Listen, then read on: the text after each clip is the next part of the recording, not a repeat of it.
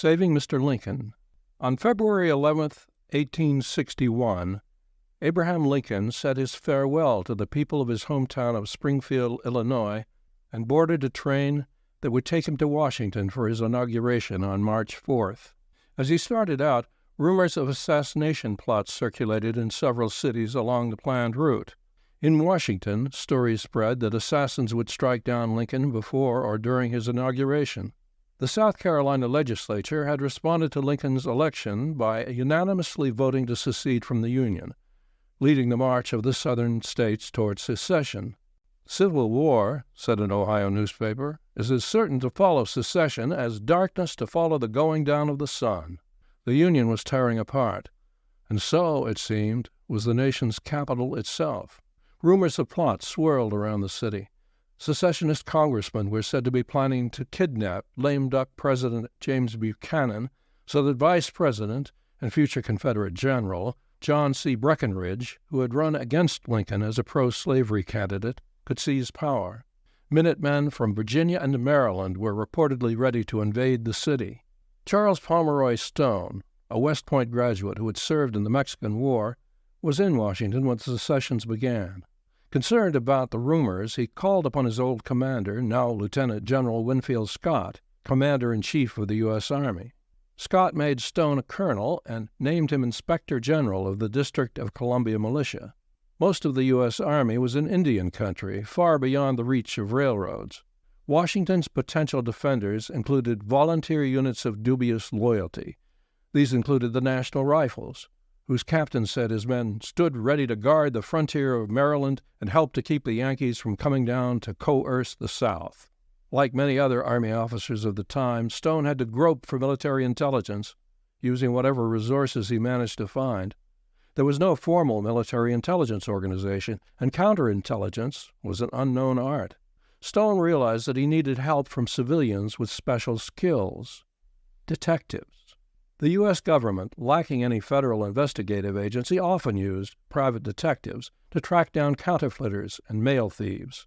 Suspecting that the National Rifles harbored secessionists, Stone planted a detective in the ranks and told him to keep the unit's captain under surveillance. Stone's detective told him that the men of the National Rifles were planning to storm the Treasury building as part of a plot to take over Washington. Stone also learned that more than 300 other men, known as National Volunteers, were drilling in a hall above a large livery stable. Stone gave the task of penetrating that group to a skillful New York detective who had been loaned to the Army. Through the detective's undercover work, Stone was able to learn enough to force the disbanding of the National Volunteers. Their captain, Dr. Cornelius Boyle, a prominent Washington physician, left the capital and later became a Confederate intelligence officer. Stone's counterintelligence efforts also purged the National Rifles of secessionists. The unit became one of 30 companies formed by Washingtonians loyal to the Union and ready to defend both the Capitol and Lincoln. Soon after Lincoln's train left Springfield, Stone began receiving reports of assassination plots. So many clear indications pointed to Baltimore that 3 good detectives of the New York police force were constantly employed there, Stone recalled. In a classic example of intelligence analysis, he compared the detectives' reports to the information received from independent sources. Stone did not mention another detective, Allan Pinkerton, founder of the Pinkerton National Detective Agency. Samuel Morse Fenton, president of the Philadelphia, Wilmington, and Baltimore Railroad, had hired Pinkerton after hearing reports that rabid secessionists in Baltimore were planning to cut Baltimore off from Washington by burning bridges and sinking the Susquehanna River train ferry. Pinkerton went to Baltimore with 5 operatives, including a trusted assistant, Kate Warren, described by Pinkerton as America's first woman detective. Pinkerton set up an office and posed as a stockbroker named John H. Hutchison. While investigating the sabotage rumors, Pinkerton heard of a plot to kill Lincoln in Baltimore when his train arrived from Harrisburg on February 23rd. Lincoln was to be taken by carriage to a private home for lunch and then returned to the train. While secessionists, the National Volunteers were mentioned, whipped up a riot, a barber who called himself Captain Ferrandini would kill Lincoln, vanish into the mob, and slip away to the south. Baltimore police would have only a small force at the scene, under orders from the mayor and chief of police, both Southern sympathizers. Pinkerton hoped to foil the plot by getting Lincoln to change his schedule. On February 21st, he met with Lincoln in a Chicago hotel room. Lincoln said he could not believe there was a conspiracy to kill him. Hours later, Frederick Seward, son of Senator William Henry Seward, arrived at Lincoln's room and warned him of the plot, which had been discovered independently by detectives working for Colonel Stone and General Scott. They had sent young Seward to Lincoln, who now was convinced.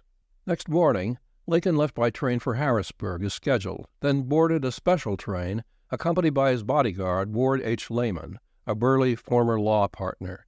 When the train pulled into West Philadelphia, Pinkerton was waiting in a carriage. The telegraph to Baltimore was cut off. Agents were placed in telegraph offices in Harrisburg, Philadelphia, and New York City, where there was a special watch to hold up any messages about Lincoln's travels. The carriage took Lincoln and Layman to the yard of the Philadelphia, Wilmington, and Baltimore Railroad. There Kate Warren met the carriage with 4 tickets for sleeping berths. She and Pinkerton, like Layman, were armed. The train pulled out shortly before 11 p.m. and arrived in Baltimore about 3:30 a.m. on February 23rd. Warren remained in Baltimore as the sleeping cars with Lincoln on board were shifted to another train, which arrived in Washington about 6 a.m. Later, Lincoln would say he regretted slipping into the capital like a thief in the night. On March 4th, the morning of the inauguration, Stone stationed riflemen in windows overlooking the broad steps where Lincoln would take the oath of office. Sharpshooters stood on roofs along the inaugural route to the Capitol as Lincoln rode past in an open carriage. Soldiers lined the streets. Under the platform where Lincoln stood, other soldiers huddled, guarding against bomb planters. Other troops formed a cordon at the foot of the steps. After Lincoln's inauguration, Stone continued to protect the Capitol, taking control of telegraph offices and the railroad station, and seizing boats on the Potomac to keep Confederate agents from using them. On April 12th, Confederate cannons in Charleston began firing on Fort Sumter. The Civil War had begun. 9 days later, Pinkerton wrote to President Lincoln, offering to start obtaining information on the movements of the traitors or safely conveying your letters or dispatches. Before Lincoln responded, Major General George B. McClellan asked Pinkerton to set up a military intelligence service for McClellan's command, the Army's division of the Ohio. A former railroad executive, McClellan was Pinkerton's friend and former client. Pinkerton agreed, and with several operatives, headed for McClellan's headquarters in Cincinnati. Like the detectives who had worked for Colonel Stone, Pinkerton would be a civilian, but he assumed a military cover name, Major E.J. Allen, the eye that never sleeps. Allen Pinkerton, born in 1819 in Glasgow, Scotland, was the son of a police sergeant. At the age of 23, he emigrated to the United States. After working for a time as a cooper, he became first a deputy sheriff in Illinois and then a member of Chicago's newly organized police force. In 1850, he left the force as a detective and founded the Pinkerton National Detective Agency. Pinkerton's code called for his agents to have no addiction to drink, smoking, card playing, low dives, or slang. On the front of his Chicago headquarters, he placed a sign with a huge eye bearing the company's slogan, "We Never Sleep." That Pinkerton logo was probably the origin of the term private eye. Pinkerton's detectives specialized in tracking and capturing gangs that robbed railroads. Through his work, Pinkerton met George B. McClellan, president of the Rock Island and Illinois Central Railroad, and its attorney, Abraham Lincoln. Those connections led to his work during the Civil War. After the war, Pinkerton returned to Chicago and basked in the publicity earned by Pinkerton detectives as they pursued such notorious bandits as the James Brothers and Butch Cassidy and the Sundance Kid. Pinkertons, as they were called, also worked as strikebreakers for the executives of companies battling unions that were organizing rail workers and coal miners.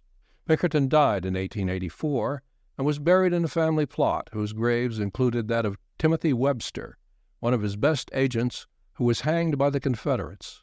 Pinkerton had recovered Webster's remains after the war.